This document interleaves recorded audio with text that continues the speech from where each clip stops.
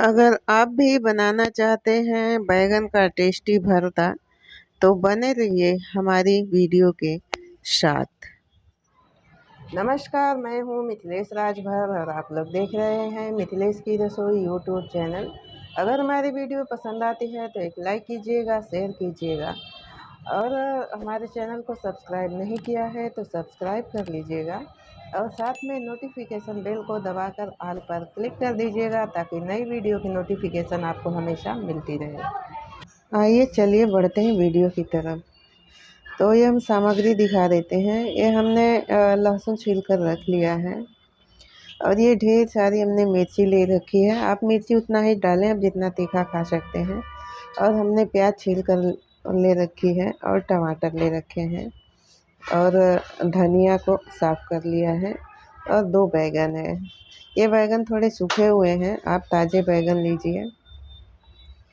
तो इसको बैगन के ऊपर हम थोड़ा सा तेल लगा देते हैं। आप इसको बिना तेल का भी भून सकते हैं, तो तेल से थोड़ा अच्छे से हो जाएगा क्योंकि गैस पे भूनना है। और गांव में उपले या लकड़ी पे खाना बनता है तो उसके आग में भून लेते हैं तो अच्छे से भून जाता है। तो इसको हम आग जलाकर इस पर रख देंगे और इसको उलट पलट कर पूरी तरह से एकदम अच्छी तरह से भून लेंगे। देखिए इस तरीके से इसको उलटते हुए अच्छे से भून लेंगे। ये पूरा नरम या सॉफ्ट हो जाएगा जब भून जाएगा। तो चलिए जब तक भूनता है तब तक बाकी सामग्री की तैयारी यानी कट कर लेते हैं। जो सामग्री हमने आपको दिखाया उसको हम कट कर लेंगे।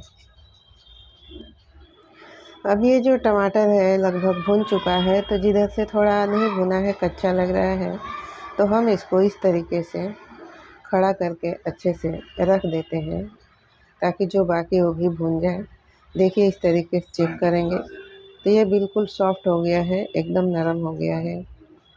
तो हम गैस को बंद कर देते हैं और इसके छिलके उतार लेंगे। अब ये ज़्यादा ठंडा नहीं हुआ है, तभी थोड़ा ठंडा हो गया है। हमने इसको ठंडा होने के लिए रख दिया था। तो हम इसके छिलके उतार लेते हैं।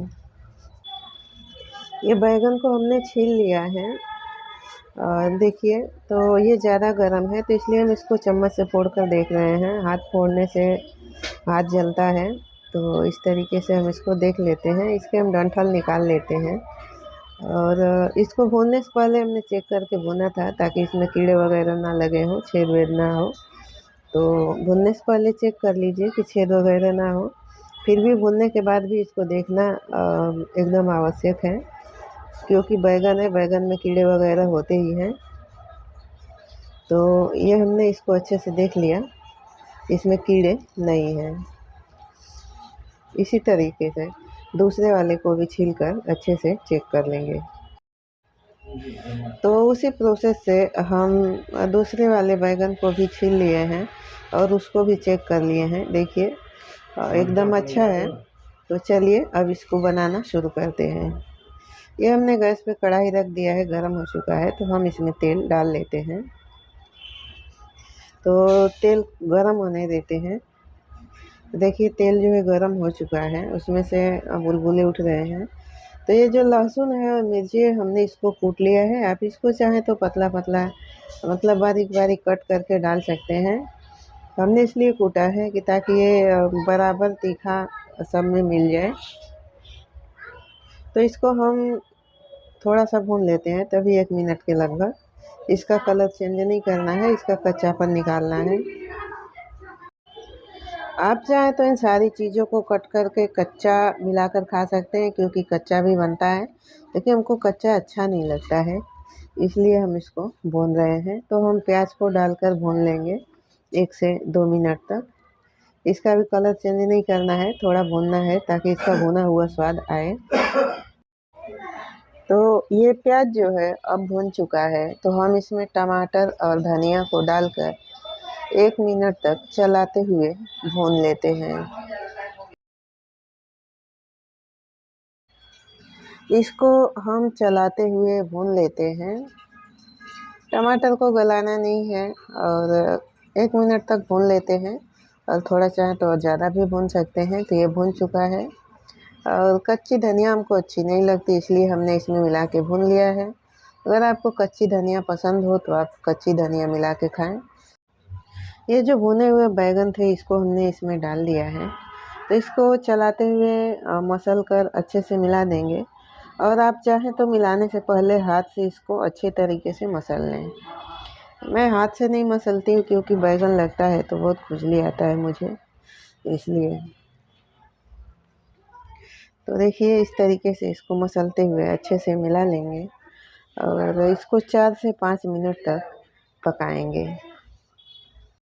हमने सारी सामग्रियों को मिला लिया है, तो अब हम इसमें थोड़ा सा काला नमक मिला रहे हैं और इसमें हम बाकी का सादा नमक जो सफ़ेद वाला होता है वो मिला लेते हैं। अगर आपके पास काला नमक हो तो मिलाइए, नहीं इसको स्किप कर सकते हैं, कोई ज़रूरी नहीं है। और इसको अच्छे से चलाते हुए मिक्स कर लेते हैं और इसमें थोड़ा सा स्वाद के लिए हम जीरा मिला लेते हैं। आप चाहें तो भुने हुए जीरे मिलाएं या कच्चे जीरे भी मिला सकते हैं, मैं कच्चा ही मिलाऊंगी। और इसको चलाते हुए मैं 4 से 5 मिनट तक भूनूंगी। आप चाहें तो जीरा को स्किप भी कर सकते हैं, आप अपनी इच्छा अनुसार डाल भी सकते हैं। तो बिल्कुल छोटी वाली चाय की चम्मच है उससे हमने डाला, 1 चम्मच से कम ही डाला, आधी चम्मच। तो इसको अब हम चलाते हुए अच्छे से मिक्स कर लेते हैं और 2 से 3 मिनट तक पका लेते हैं। आप इसको चाहें तो तब तक चलाते रहें जब तक कढ़ाई तेल ना छोड़ने लगे या भरता में से तेल हल्का हल्का ना निकलने लगे। जब तेल छोड़ने लगे तो वो समझ लीजिए हो गया है, पक चुका है, तो हम इसको उतार लेते हैं। तो चलिए हम इसको सर्विंग बाउल में आपको निकाल कर दिखा देते हैं। इसमें कलर चाहिए तो आप हल्दी या नहीं तो कश्मीरी लाल मिर्च पाउडर मिलाकर इसको लाल कलर का रंग दे सकते हैं। आप इसको चावल दाल या सिर्फ चावल या रोटी के साथ खा सकते हैं। आप टिफ़िन में भी इसको लेकर जा सकते हैं। हमारी वीडियो कैसी लगी आप हमें कमेंट करके अवश्य बताइए।